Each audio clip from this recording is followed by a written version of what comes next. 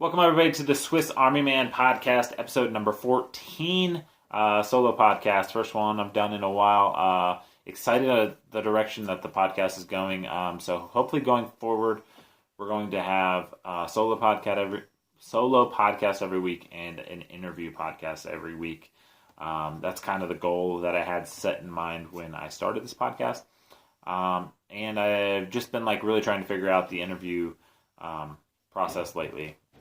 To try to get the, see how long they take to edit. I do everything myself, so editing it, putting it all together and everything. So, obviously now that I've done a few of them, kind of have an idea of how long that takes and knowing what all goes into it. So, excited to see what interviews come from it. I have a couple that are tentatively scheduled and in the works, and that is super exciting.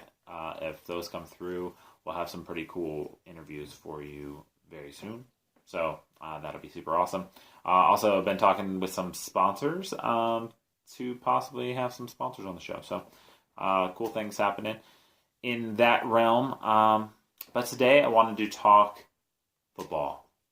Football is obviously one of the biggest sports around. And I just did a podcast where I actually co-hosted with my boy Fleegs. And it's the Anomalies podcast. Obviously, if you watched this podcast, you know Tyler Allen, who was our guest last episode, is the Swiss Army Man over there. And so me, him, and Fleegs did a podcast together for the Anomalies, kind of impromptu how to talk. And we started talking about the 17th week NFL season that I think everybody's kind of expecting to happen fairly soon. So 17 games obviously adds an extra game to the season and really screws up scheduling in a lot of big ways. We had an interesting talk over there, so definitely go check that out. I'll try to link that in below to go check that out because we had some interesting talks about that. But I wanted to expand a little bit more on it because I know Pat McAfee's talked about neutral game sites and some interesting things that could come from that, and really made me start thinking in terms of 17th week. Really does pose such a really strange, strenuous thing to the scheduling of these games, because the way it's currently laid out is, and I have it, I'm going to go to my notes because I want to make sure I have as much of this correct as possible as I'm explaining it. So the way the current schedule is basically set up is you have 6 games, obviously, in your division. So you play each team in your division 3 times, each team in your division 2 times to give you 6 games. You play 3 home and 3 away. So that's 6 of your games. 4 games come against a division within the conference. So you play 2 home and 2 away there. That's an additional 4. That gets you to 10 games. Then you play 4 games against a conference or against a division in the other conference. That gets you to 14 games. And then the other 2 games come from each of the other divisions in your conference. And you play 1 home, 1 away. So you're playing a team from each of the divisions in your conference. So all of your division games, 6. Then you play 1 whole division, 4. So there's your 10 games that you're playing against in division. Then you have 2 more games within your division, but they come from each from the other remaining ones. And then you play the entire division from the other conference. And that rotates, and then every team should theoretically at least play every 4 years. So that's your 16-game season. 17th game creates a problem here. There's no real good way to do it because you're either going to be overloaded in 1 game in a division, so you'll play 2 teams from one of the divisions in your conference, or vice versa. There's no clean way to do it. So what we proposed on this podcast that I was talking about, the Anomalies, is neutral game sites. Neutral game site for every team, and it becomes a rivalry game, essentially. So it would become a neutral game site, but say my team, the Lions, have a specific neutral site that they will play 1 home game and 1 away game every other year. So they will play a team that is designated for them that also has a neutral game site that they will play home and away. So every other year, it'll be back and forth. This will create roughly a rivalry, and I'll explain a little bit more later, but that would be a good way to get a 17th game in. Now, this 17th game, as Fleegs mentioned, would be great and perfect for a Thursday night game. You have 32 teams, which equals 16 games, neutral site games, if you evenly split the teams and make them play each other every year and basically become a rivalry or a bowl game, not a bowl game, but like a rivalry game like they do in college every year. So that would create 16 games. Then you would leave Thanksgiving Thursday the same. That would be the 17th week, and then the 18th week of the season, because everyone has a bye and you're playing 17 games, would be no Thursday game. And that would be the last week of the season, kind of like they do now.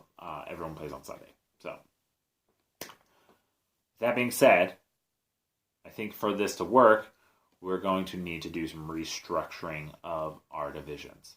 So, I sat out and did this in a regional manner to make it the best way possible. So, our new structuring, we'll go through the AFC first.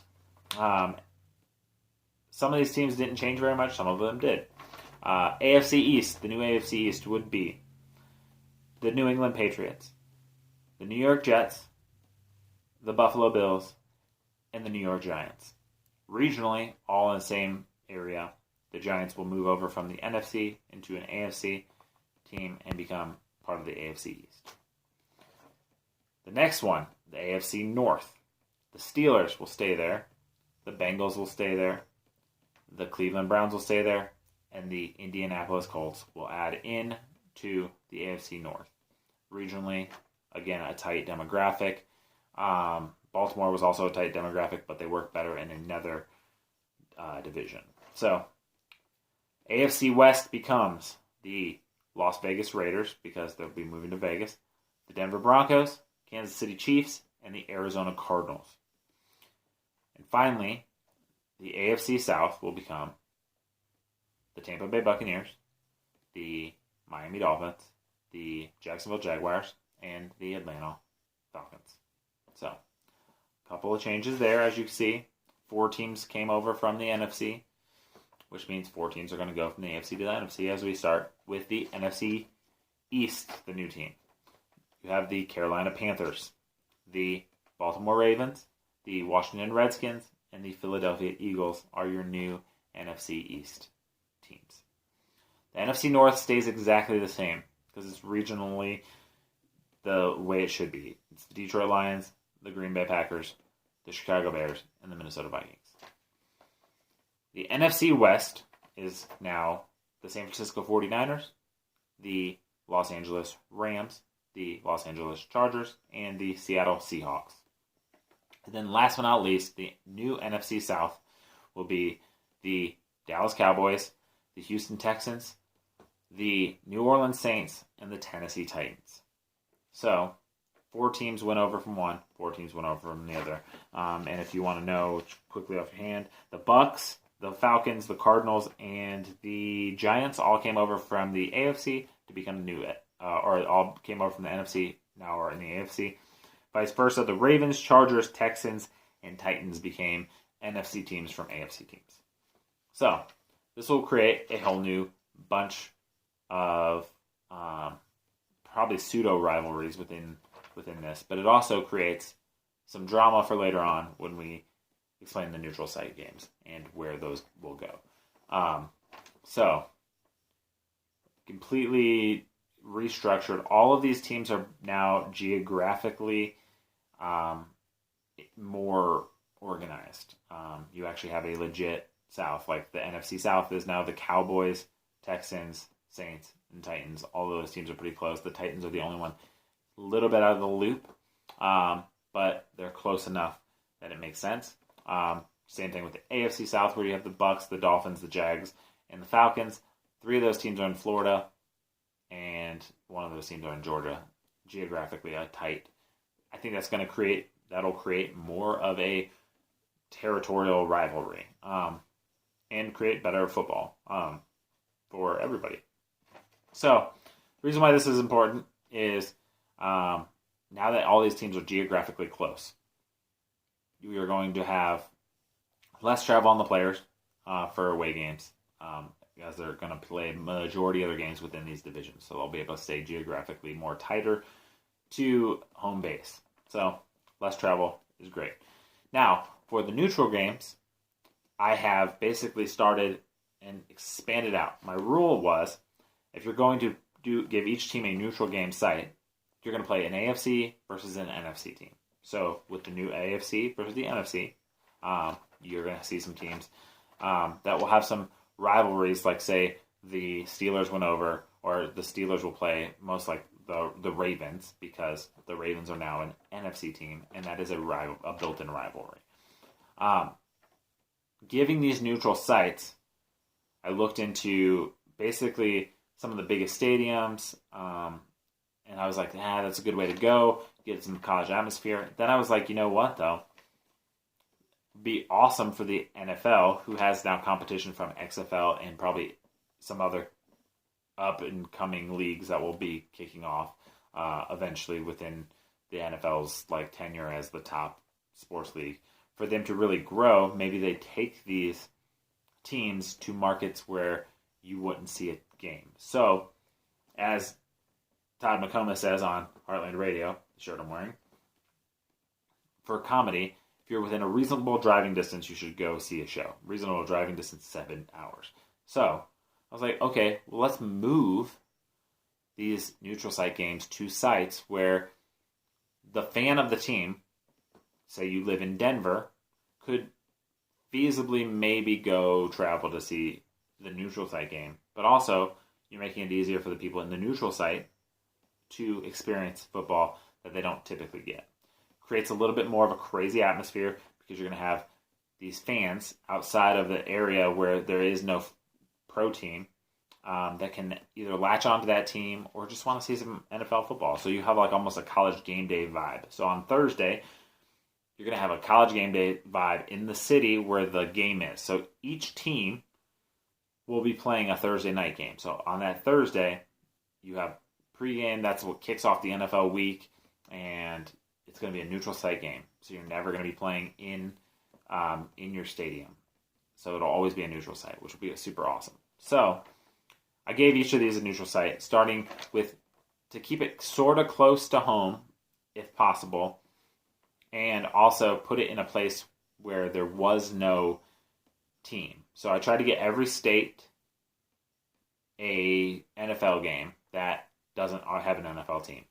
That is with the exception of 4 states, because I looked up stadium size and there was really no viable stadium for some of these teams to play in certain areas. So Alaska ain't getting a game. Maine, New Hampshire, and Vermont. None of those states will get a game. But in doing this, you have 23 states that will get games that don't currently have them. You'll have 6 Canadian games or locations, and then 3 other locations: Mexico City, London, and the Bahamas. The Bahamas, because I looked up, and there's a bowl game in the Bahamas that holds a roughly 23,000 people in their stadium. So, basically, the threshold was most of these NFL games, the average attendance is somewhere in the 60,000. They can hold, the stadiums can. So, I tried not to do any stadiums that were less than 20,000. A couple of them are a little bit lower, so they are going to have a cool atmosphere. And then a couple of them are way bigger, like, say, in Alabama, where you can play in Bryant-Denny Stadium, and it holds 101,000 people. So, let's go through where each of these teams will play. As I've moved everything around. And then I'll explain the rivalries that are set up off this. So, going back to our chart, for our AFC East, we have the Patriots. They're going to play in Montreal. That's going to be their neutral game site. So they're going to play a home game there every other year. Jets will play in Rhode Island. The Buffalo Bills will play in Toronto. The Giants will play in Delaware. The AFC North, the Steelers will play in Connecticut. The Bengals will play in Iowa. The Browns will play in Kentucky. The Colts will play in South Dakota. The Raiders in the AFC West will play in Idaho. The Broncos will play in Montana. The Chiefs will play in Wyoming. And the Cardinals will play in New Mexico. The AFC South, the Bucs will play in Mississippi. The Dolphins will play in Alabama. The Jaguars will play in London because they already have a fan base that's kind of established over there from playing so many London games. That also checks the box for the international series. The Falcons will play in Arkansas. For the NFC East, you will have the Panthers playing in West Virginia. You will have the Ravens playing in South Carolina. You will have the Redskins playing in the Bahamas, which will add, not really an international vibe, but that is a interesting location. And then the Eagles will play in Virginia. This is the only state that's kind of questionable on the borderline because I didn't put New Jersey on this list because they technically host 2 NFL teams that play in New Jersey.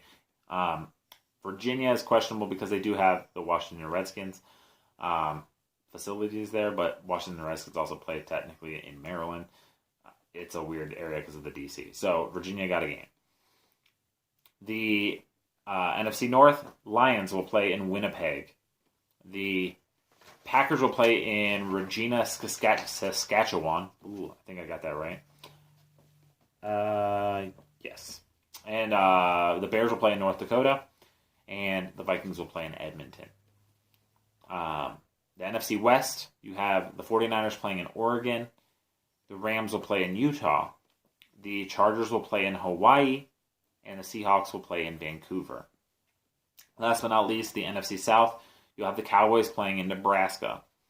The Texans will play in Mexico City, also checking the box for the international game. The Saints will play in Oklahoma. And the Titans will play in Kansas. So, now that we have all of those established, those will be the always set locations for those neutral site games.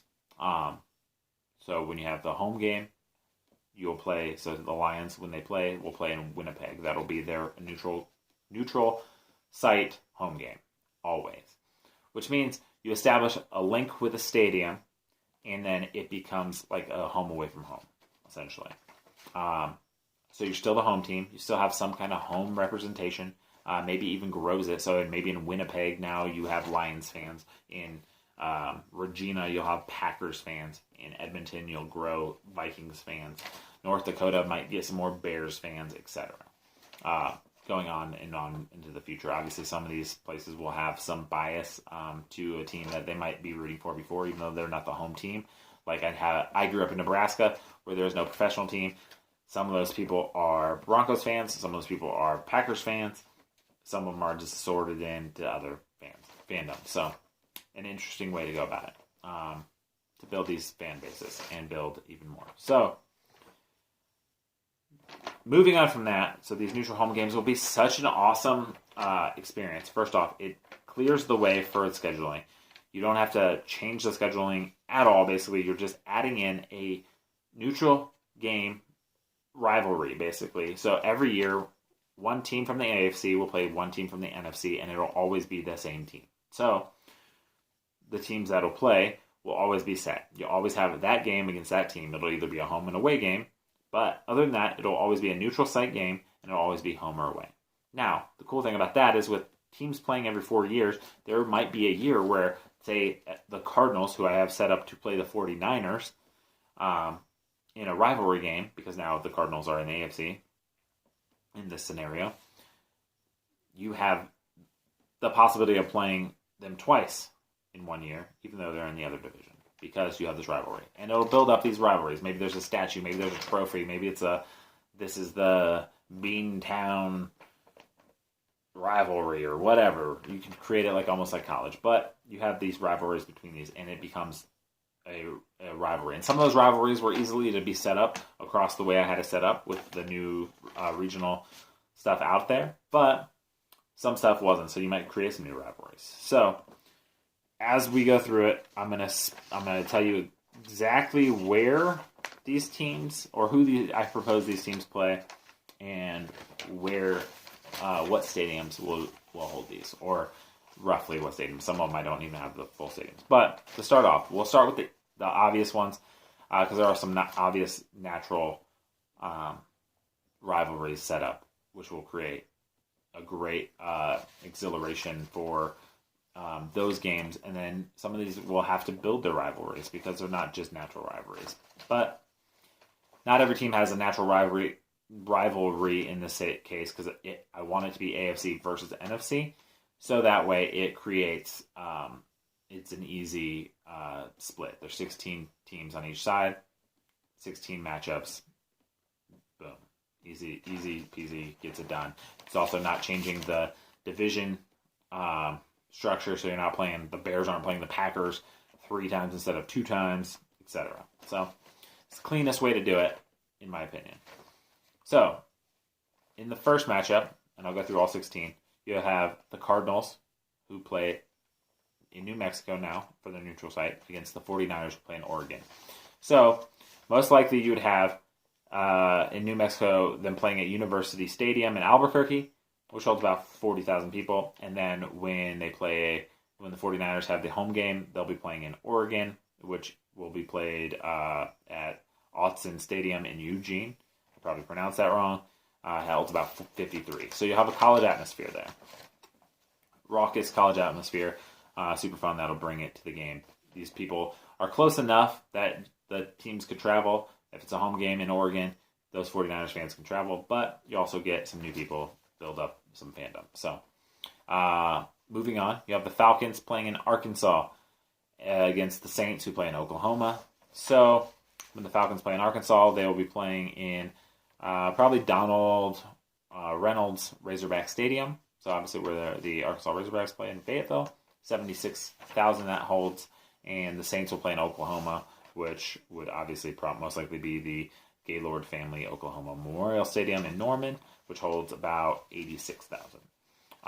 So these stadiums can hold some of these stadiums can hold a huge ton. Some of them are going to be smaller, and that's going to create a cool vibe too. So the Steelers play Connecticut versus the Ravens, who play in South Carolina. So the Connecticut Stadium will be the Yale Bowl, which holds about 61,000 in New Haven. And then the South Carolina will obviously be played in Clemson Memorial Stadium, which is 82,000. So these stadiums will hold a lot, like I said.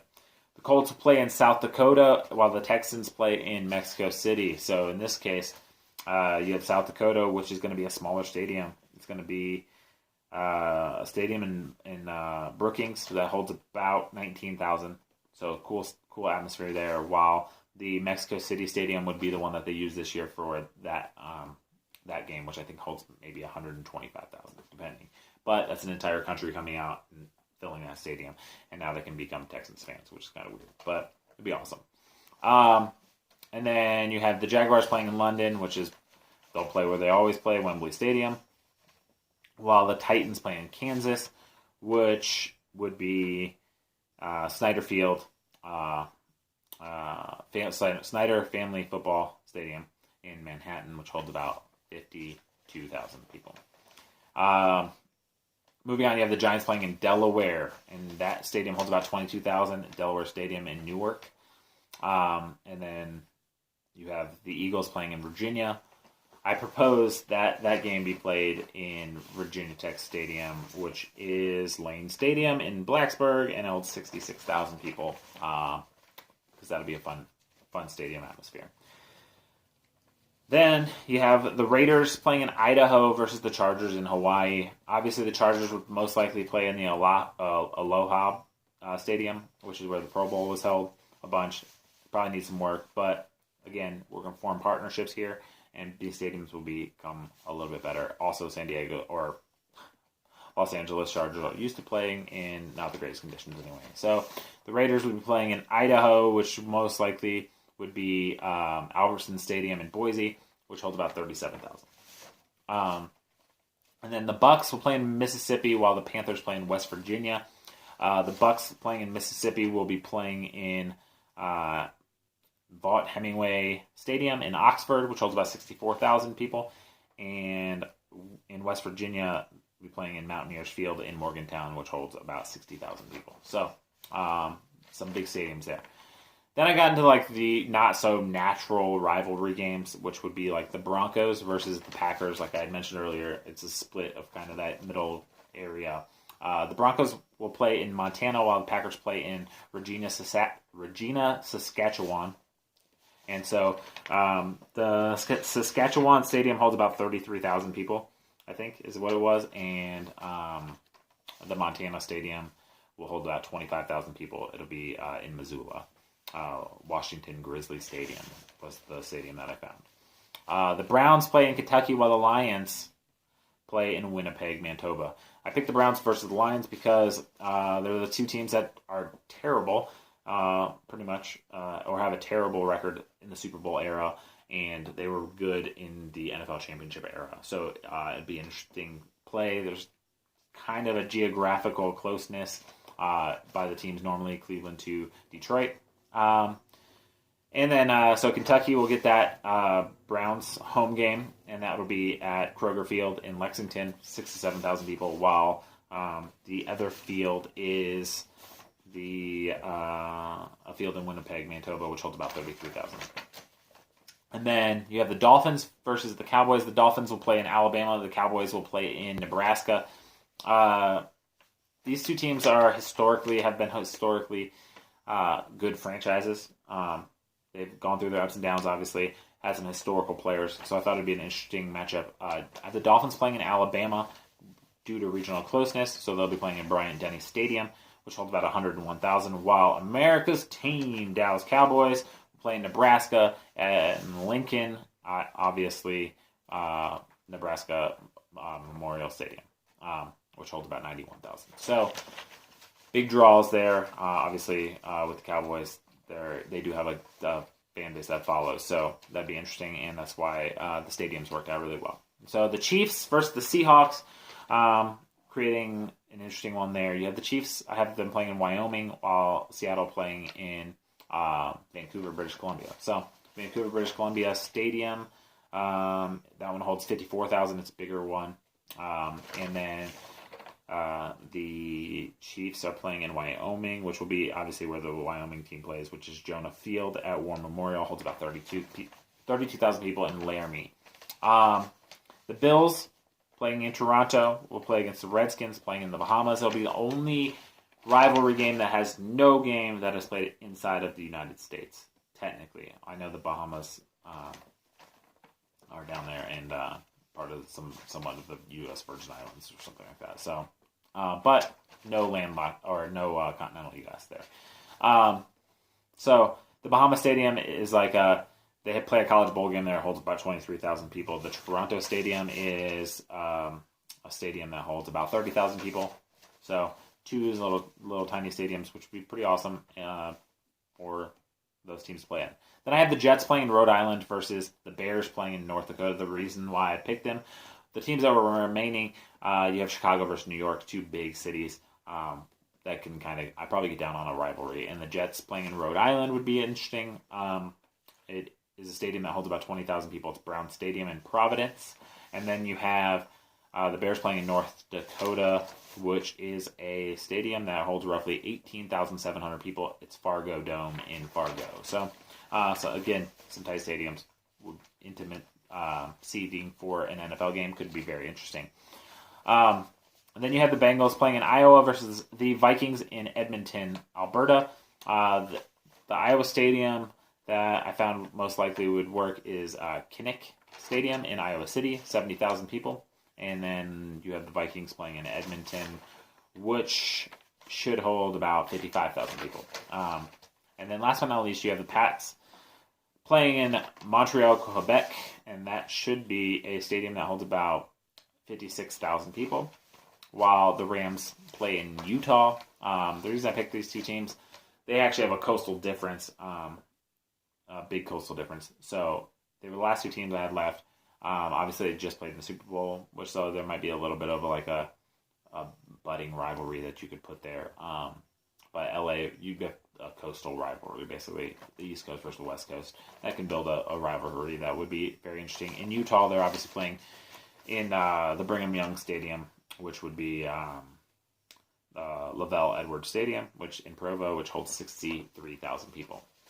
So that is my proposal, basically, for how you fix the scheduling if you need a 17th week, while getting all of the excitement of neutral games. Also getting the other places in the country that don't typically get football, at least a football game sometime during the year. You can create and drive your fan base in a bigger way, have people who have never seen a live NFL game be able to come out, because let's be honest, if you look at the map, that northern, northwestern portion is a big amount of space that no teams play in. You have a bunch of people packed onto the East Coast, and then it spreads out. It's just like America was formed. All the little states, and then you have all this big space. So why not get these people football? And then you also have London that gets a game. You also get Mexico City that gets a game. And then you also have all of those Canadian games that get them. So in a weird way, you'd schedule them, obviously, 8 NFC, 8 AFC for home games each year. And then the next year they would flip. So you would have all the teams that were away are now home, and then all the teams that are home are now away. So you can keep in perfect amount. Every 2 years, you get the same amount of home and away games. Because let's be honest, with 17, obviously odd number, you're not going to have the same amount of home and away games. You're going to have 9 away games and 8 home games, or 8 away games and 8 home games and 9 away games, which is never going to work. People are complaining. So the only way to do it is to look at it in a 2-year bunch where you have an even amount and you're playing 17 home games and 17 away games. The only way to probably keep that fair and consistent is to have the same opponent for that neutral site game, which is why the AFC versus NFC each year in the same game where you have those matchups, like the Cardinals versus the 49ers in this case, with the new structure, they will each have a home game and an away game every other year. So, perfect solution to drive interest to the NFL, to keep the scheduling as easy as humanly possible and not create too many screw-ups. We restructured the divisions to make them more geographically close for less travel on a regular basis, creating more regional rivalry, which means these games will be more regional, even closer. Like if you have Dallas and Houston and New Orleans and Tennessee in the same, they're so much more geographically close than Dallas with New York and Philadelphia and Washington Redskins. There's no geographical closeness there. So yes, they do have a rivalry, but you'll have actual geographical, like you'll have to split. You'll be like, man, Dallas is playing Houston. You'll feel that in the area, and you'll have more rivalry, more of the rivalry represent in the stadium. So you'll probably have Houston fans drive to Dallas to represent themselves in that rivalry, because it is a rivalry. It is now a division game, and on top of that, you just have that geographical closeness, so you can actually do that. So those are the things that I would propose. You get good stadium action elsewhere. You help those stadiums bring in revenue, which it becomes more of a long-term gain. Now, you might say, well, what happens if we have an expansion? I haven't expanded in a while, so I don't expect that to be an issue. What you might have is some teams moving locations. Then you just kind of have to say, okay, well, it is what it is. We've set it up now. So if the Jaguars decide to move to North Dakota, then they have to stick with whatever their rivalry is. And unfortunately, that takes away from the geographical location. But maybe the NFL can be like, hey, if you're going to move, maybe we move you here, and it's closer. Or maybe they find a fan base someplace. Like, say, trying to think of a team that plays, that I have set up, the Bengals. There's 2 Ohio teams, right? So the Bengals now are playing in Iowa. Well, maybe they realize that they sell better in Iowa. Maybe the Iowa fans come out in droves, and maybe that's an impetus for them to freaking move to Iowa. These also build these other games that could be very interesting. So, and games that would relate to different in a different way and test the market to see what teams and what things show up well and what markets are really coming out to watch games. If you have a team, I assume the reasoning for not putting a team in Montana is because, one, the attendance, you have to basically have everybody show up. Two, you don't think it's going to be drive. You don't think players are going to want to play there. But you know what? You might find that's not the case. And you might find that these people come out and they support and they love it and they want that thing to be there. You just never know.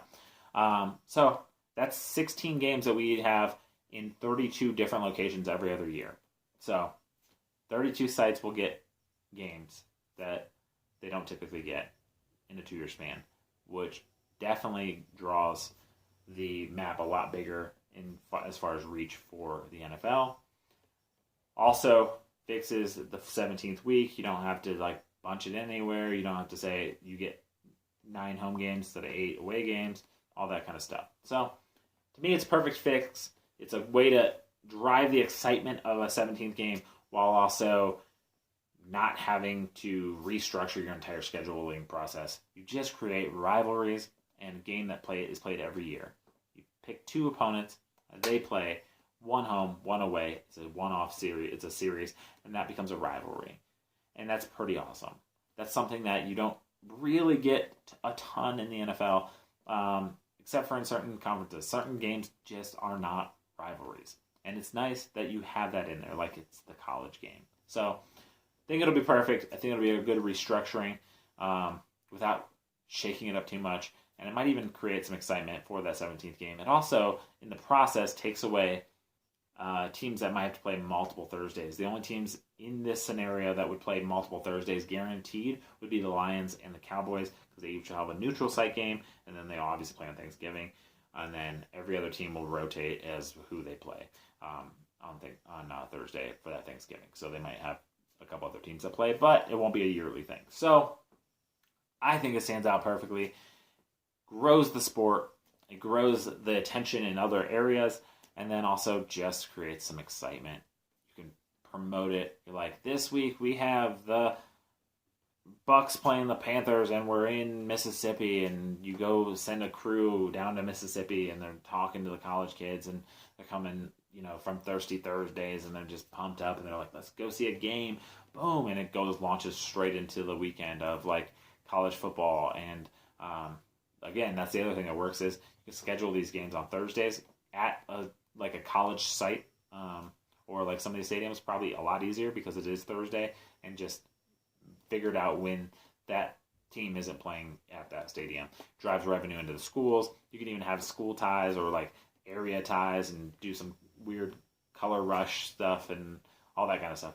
The amount of money it could generate across the board for the NFL would be very high. So I think that's an interesting way to look at it, and I think it's a cool way to go about it. Obviously, it does make for some restructuring, which I think the NFL needs anyway. Some of these divisions are so spread out that it creates a hard time for there to be any kind of excitement in the field of the conference. I mean, my wife's a Colts fan. I don't understand. How are the Colts in the AFC South? Makes no sense. There's way more teams that should be in the AFC South that aren't there. So, geographically. So, that's podcast number 14. We just fixed the NFL.